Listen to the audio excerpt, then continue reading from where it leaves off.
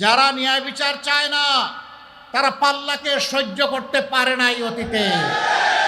মায়েদের তুলনা শুধু মায়েদের সাথে, অন্য কারো সাথে নয়।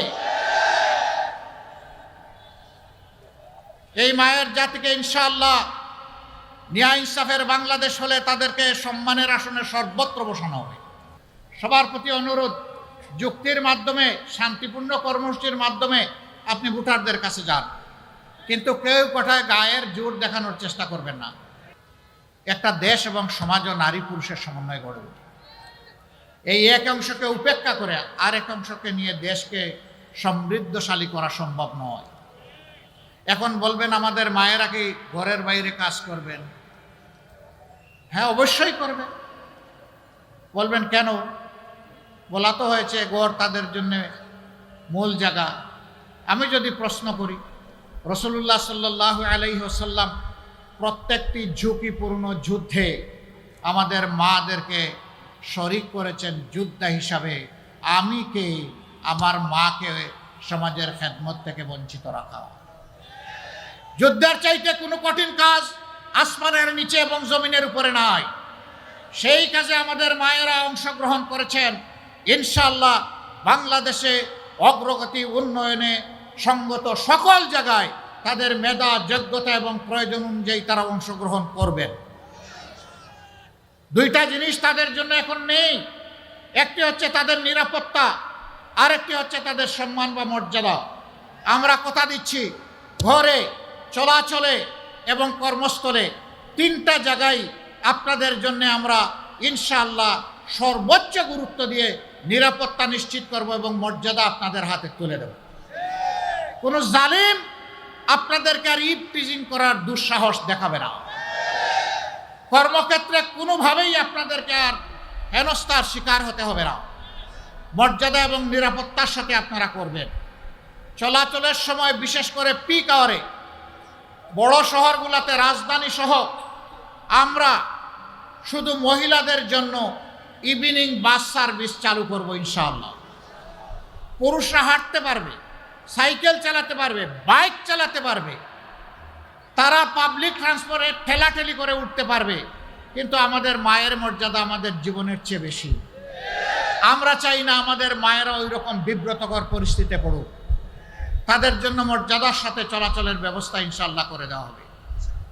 সরকারি যে সমস্ত ডাবল ডেকার বাস আছে, একটা তালা অর্থাৎ নিচতলা, মায়েরা উপরে উঠতে গিয়ে কষ্ট হতে পারে, বিভিন্ন সমস্যা হতে পারে, নিচতলাটা তাদের জন্য সংরক্ষণ করা হবে ইনশাআল্লাহ।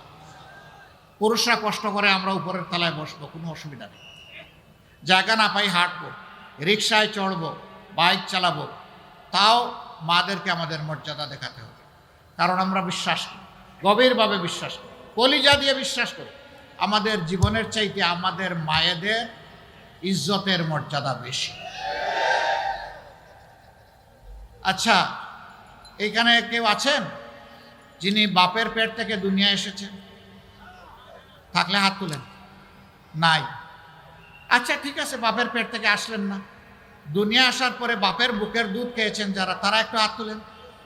নাই? পারবেন? কোনো পুরুষ একটা বাচ্চা গর্ভে নিতে পারবেন? কোনো পুরুষ নিজের বাচ্চাকে বুকের দুধ দিতে পারবেন? তো মায়ের সাথে তুলনা করতে যাবেন কেন? মায়েদের তুলনা শুধু মায়েদের সাথে, অন্য কারো সাথে নয়।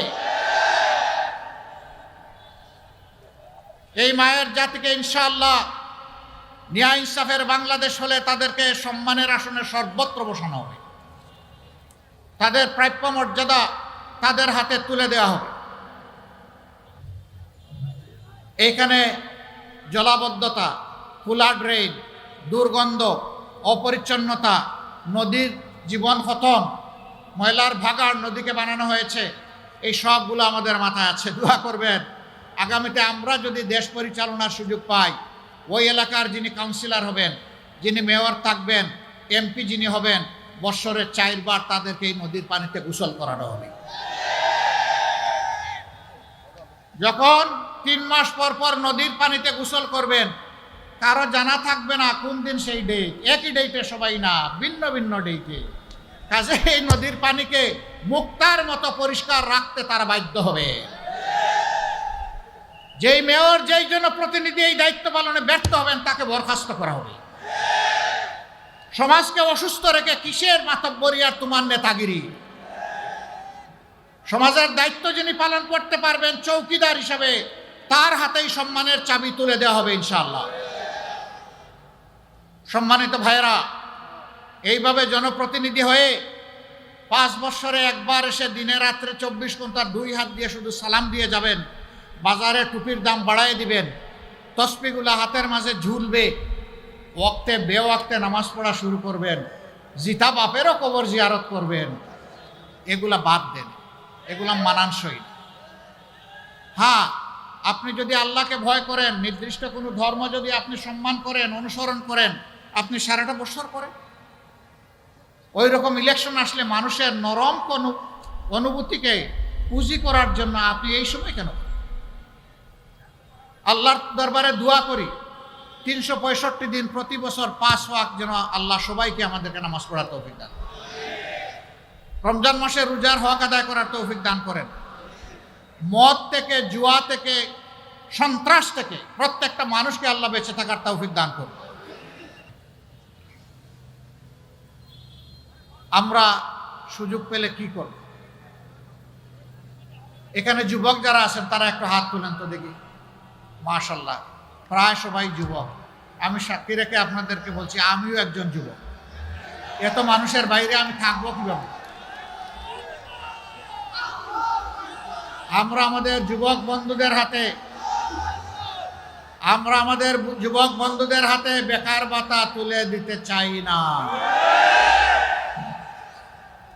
আমরা আমাদের যুবক বন্ধুদের, আমাদের ছেলে মেয়েদের হাতকে বাংলাদেশ গড়ার কারিগরের হাতে পরিণত করতে চাই।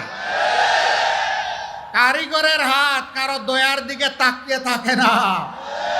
কারিগরের হাত নিজেই কিছু করে দেশকে উপহার দেয়। আমরা আমাদের যুবক যুবতীদেরকে সেই সম্মানের জায়গায়, মর্যাদার জায়গায় নিতে চাই। বেকার ভাতা দিয়ে বেকার বানাবো না, বরঞ্চ বেকারকে কেমনে কর্ম উপযোগী করা যায় তাই চেষ্টা করব ইনশাআল্লাহ। আমরা আমাদের যুবক যুবতীদের মুখে বাংলা ভাষার পাশাপাশি ইংলিশ এবং আরবি তুলে দেব। সারা দুনিয়ায় তারা গেলে যাতে সম্মানের সাথে তার নিজের কর্মসংস্থান হয়, দেশকে প্রতিনিধিত্ব করতে পারে, পরিবার এবং দেশের মুখ উজ্জ্বল করতে পারে। আর আমরা তাদের হাতকে দক্ষ হাত হিসাবে গড়ে তুলব ইনশাআল্লাহ। এর জন্য আলাদা কোনো শিক্ষা ব্যবস্থা থাকবে না। এইটা সাধারণ শিক্ষা, মাদ্রাসা শিক্ষা, আলিয়া শিক্ষা, কওমি শিক্ষা, সব জায়গায় ব্যবস্থা করা হবে ইনশাআল্লাহ। মাদ্রাসা কিছু কিছু ব্যাপারে তারা এগিয়ে আছেন, তাদের আয়াসটা, পরিশ্রমটা তাদের কম হবে। স্কুল কলেজ ইউনিভার্সিটিতে একটু বেশি হবে, কঠিন হতে পারে, কিন্তু এটা অসম্ভব নয়। ইনশাআল্লাহ এটা বাস্তবায়িত হবে। আমাদের অঙ্গীকার, আমরা গরিব ধনী, ছোট বড়, শিশু থেকে বৃদ্ধ, ধর্ম বর্ণ নির্বিশেষে সকল মানুষের জন্য আমরা সমাজে ন্যায় বিচার নিশ্চিত করব ইনশাআল্লাহ। সেই ন্যায় বিচার হবে ইসলামের সুমহান মানদণ্ডে। এই জন্যই ভাই আমাদের প্রতীকটা পাল্লা। যারা ন্যায় বিচার চায় না তারা পাল্লাকে সহ্য করতে পারে নাই অতীতে। কারণ পাল্লা যদি বিজয়ী হয়, সমাজে ন্যায় বিচার প্রতিষ্ঠিত হবে, তখন তাদের কোনো ধরনের ভেলকিবাজি, ধান্দাবাজি এগুলা চলবে না। মহান আল্লাহর দরবারে দোয়া করি, আমরা যে ন্যায় ইনসাফের সমাজের স্বপ্ন দেখি, জনগণকে আমরা যে ন্যায় ইনসাফের গল্প শোনাচ্ছি, হে আল্লাহ তুমি আমাদেরকে তৌফিক দাও, আমরা যেন সেই আমানতের ভার বহন করতে পারি। একই অপরাধে একজন সাধারণ মানুষের যদি শাস্তি হয়, বিচারের আওতায় আনা হয়, ইনশাআল্লাহ তাআলা আজিম সেই সমান অপরাধ করে থাকলে প্রেসিডেন্টকেও শাস্তির আওতায় আনা হবে। এটা দেখা হবে না হু শি অর হি ইজ, তিনি কে এটা দেখা হবে না, দেখা হবে তিনি অপরাধ করেছেন কিনা। অপরাধ করার পরে অনেকেই পার পেয়ে যায়, কারণ তার মামা খালু আছে, তার পকেটটা বড় ভারী, তার মাসুলটা বড় শক্ত। তাদের প্রতি আমাদের পক্ষ থেকে সুসংবাদ, ওই সবগুলো সেদিন অবশ হয়ে যাবে। মামা খালুরা কিছুই করতে পারবে না। ভারী পকেট দিয়ে আপনি পার পাবেন না। মাস্তানি করে আপনি বিচারের হাত থেকে রেহাই পাবেন না। সে বিচার নিশ্চিত করা হবে ইনশাআল্লাহ। সম্মানিত ভাই ও বোনেরা, একটা পরিবার যেমন নারী পুরুষের সমন্বয়ে গড়ে ওঠে। সম্মানিত বন্ধুগণ, কথা আমি এখানেই শেষ করতে যাচ্ছি। তার আগে আপনাদেরকে আমি আবারও বলবো, হা মানে আজাদি, না মানে গুলামি। 12 তারিখ হা হবে না না হবে? আর একটু জুড়ে বলেন, হা হবে না না হবে? যারা নার চিন্তা লুকে লুকে করছে তাদের ভিতর কেঁপে উঠুক, সেই রকম করে হা বলেন, হা না না। মোবারকবাদ। প্রত্যেকটি ঘরে ঘরে জনে জনে হায়ের আওয়াজ তুলতে হবে ইনশাআল্লাহ। আমাদের সন্তানেরা তারই আওয়াজ দিয়ে গেছে, উই ওয়ান্ট জাস্টিস। সেই ন্যায় বিচারের জন্যই হা। শহীদদের রক্তের প্রতি সম্মান দেখানোর জন্য হা। জুলাই যোদ্ধাদের প্রতি সম্মান দেখানোর জন্য হা। 47, 71, 24 যারা লড়াই করেছেন তাদের প্রতি সম্মান দেখানোর নাম হচ্ছে হা। সম্মানিত ভাইয়েরা, তারপরে 10টা দল আমরা একত্রিত হয়েছি। আমরা এক দল হিসাবে ময়দানে আসে নাই। কেন 10 দল একত্রিত হলাম? আমরা 10-এ মিলেই দেশটাকে গড়তে চাই। এমনকি নির্বাচনে আমরা বিভিন্ন পক্ষ এখন প্রতিদ্বন্দ্বিতা করছি। সবার প্রতি অনুরোধ, যুক্তির মাধ্যমে, শান্তিপূর্ণ কর্মসূচির মাধ্যমে আপনি ভোটারদের কাছে যান, কিন্তু কেউ কোথায় গায়ের জোর দেখানোর চেষ্টা করবেন না। আজকের জমানা বড় সতর্ক। আপনার ঘরের ডিভাইসও আপনার বিরুদ্ধে সাক্ষী হয়ে যাবে, আপনি জানতেও পারবেন না।